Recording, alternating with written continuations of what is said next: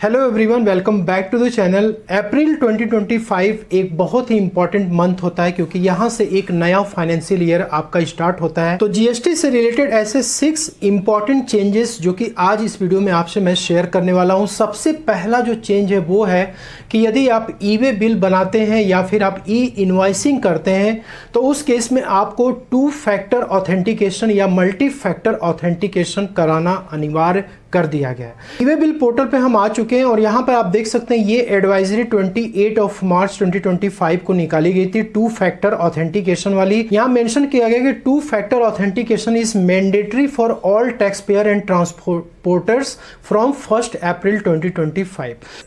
यहाँ पे जब आप लॉगिन करते हैं तो आपको यहाँ पे यूज़र आईडी और पासवर्ड इंटर करना, कैप्चा कोड इंटर करना, देन आपको लॉगिन पे क्लिक करना होता है ई वे बिल प्रिपेयर करने के लिए। जैसे ही हमने लॉगिन पे क्लिक किया आप यहाँ पे देख सकते हैं कि रजिस्टर फॉर 2 फैक्टर ऑथेंटिकेशन लिख के आ रहा है। You have not registered for 2FA, E way bill generation will be blocked without 2FA। जब तक आप 2 फैक्टर ऑथेंटिकेशन नहीं करेंगे तब तक आप ई वे बिल जनरेट नहीं कर सकते हैं। और दोस्तों यहाँ पे है कि या तो आप अभी इसको रजिस्टर कर सकते हैं या फिर आपको एक अंडरटेकिंग देना पड़ेगा कि आप 2 फैक्टर ऑथेंटिकेशन आप कराएंगे। यदि आप ये अंडरटेकिंग देते हैं तो आप ई वे बिल जनरेट कर सकते हैं, लेकिन आपको इस अंडरटेकिंग में बताना पड़ेगा कि आप कब 2 फैक्टर ऑथेंटिकेशन कराएंगे। तो बेहतर दोस्तों यही होगा कि आप रजिस्टर फॉर 2FA पे क्लिक करके आप 2 फैक्टर ऑथेंटिकेशन करा लें।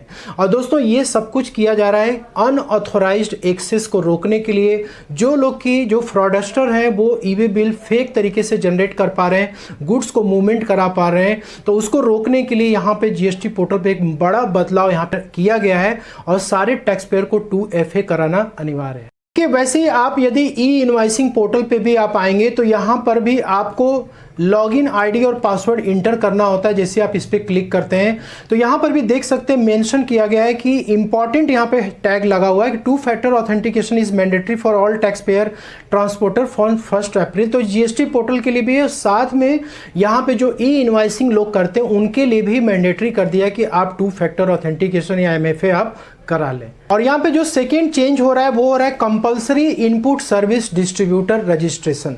तो जीएसटी लॉ में इनपुट सर्विस डिस्ट्रीब्यूटर कौन होता है? जैसे मान लीजिए कि यहाँ पे कोई कॉर्पोरेट ऑफिस या हेड ऑफिस है और उसके काफ़ी सारे ब्रांचेस है। मान लीजिए ब्रांच 1 है, ब्रांच 2 है, ब्रांच 3 है, और ये सारी जो ऑपरेशन हो रही है सारा काम वो कॉर्पोरेट या हेड ऑफिस से ही होता है। अब मान लीजिए कि कॉर्पोरेट ऑफिस क्या करता है, कोई ऑडिट वगैरह कंडक्ट कराता है तो इन सारे ब्रांचेस के लिए कंडक्ट कराता है। सॉफ्टवेयर यदि सारे ब्रांचेस में इंस्टॉल हैं तो उसका मेंटेनेंस के एक्सपेंसेस भी हेड ऑफिस से ही पे होते हैं। इसके बाद यदि कॉर्पोरेट जो है रेंट वगैरह का भी पेमेंट अपने लेवल पे ही करता है इन सारे ब्रांचेस का, या फिर कोई सॉफ्टवेयर की लाइसेंस वगैरह वो ले रहा है तो इन सारे ब्रांचेस को वो सॉफ्टवेयर की लाइसेंस यूज करने को मिल जाती है। यहाँ पे ये जो सारे सर्विस प्रोवाइडर जब ये अपनी इनवॉइसेस रेस करते हैं तो उस पर अपनी जीएसटी वगैरह लगाते हैं, तो ये जो कॉर्पोरेट ऑफिस है उसका पेमेंट करता है। अब देखिए क्या होता है कि ये सारे जो ब्रांचेस होते हैं ये क्या करते हैं, ठीक है, इनका सेपरेट जीएसटी नंबर होता है लेकिन सेम पैन पे रजिस्टर्ड होता है। मतलब जिस पैन पे ये कॉर्पोरेट ऑफिस रजिस्टर्ड है उसी पैन पे ये सारे ब्रांचेस भी रजिस्टर होते हैं, इररिस्पेक्टिव ऑफ द फैक्ट कि इनके सेपरेट जीएसटीआईएन नंबर है। क्योंकि आपका सेम पैन नंबर है और आपके मल्टीपल ब्रांचेस हैं तो आप अलग अलग जीएसटी नंबर ब्रांचेस के लिए आप ले सकते हैं।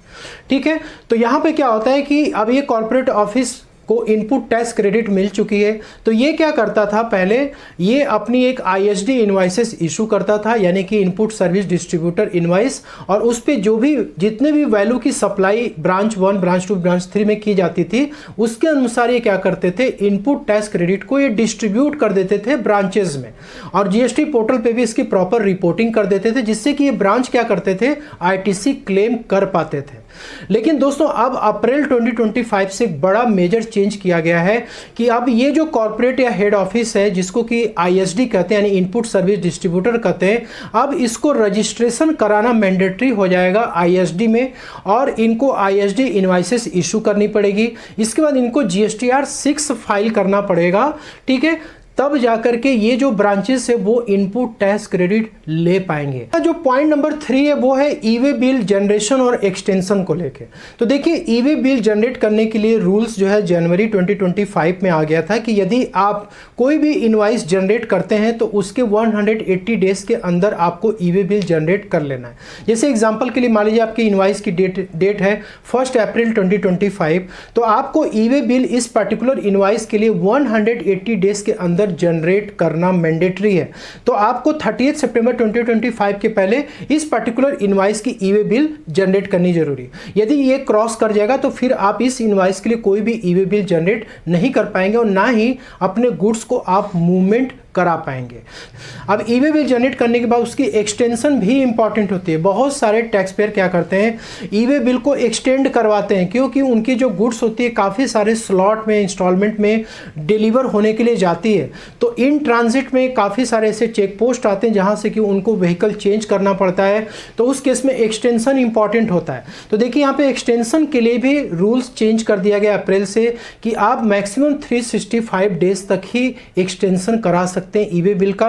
तो मान लीजिए कि आपने 1 अप्रैल 2025 को आपने ई वे बिल जनरेट कर ली, तो उसके एक्सटेंशन जो है आप 27 मार्च 2026 तक आप इसको कर सकते हैं। नेक्स्ट जो चेंजेस है वो है ई इनवाइसिंग का।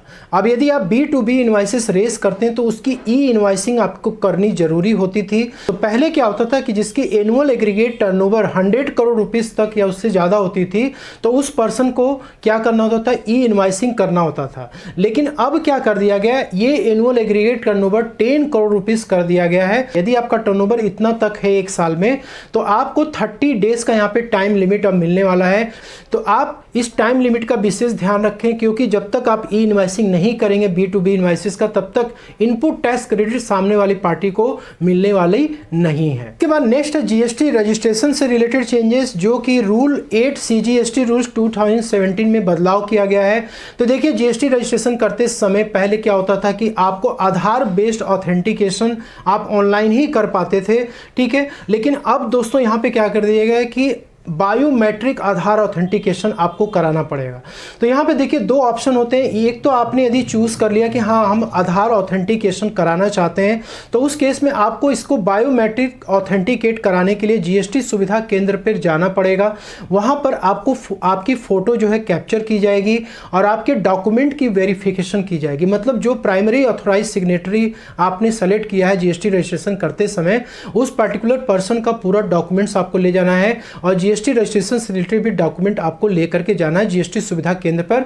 तो वहां पर आपकी बायोमेट्रिक ऑथेंटिकेशन और ये सारी फोटो वगैरह कैप्चर के, जिससे कि आप एक रियल पर्सन है इसको वेरीफाई किया जा सके।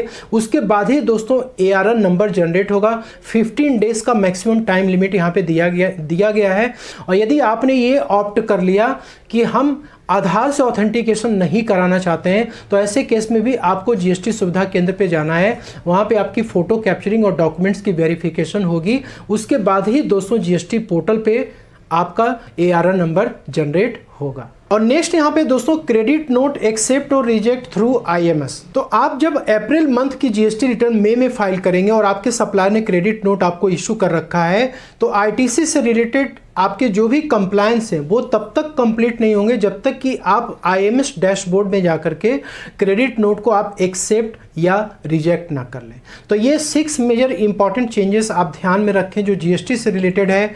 और आशा करता हूँ कि आपको वीडियो पसंद अच्छी लगे तो लाइक शेयर जरूर करिएगा। मिलते हैं नेक्स्ट वीडियो में। Thank you so much for watching.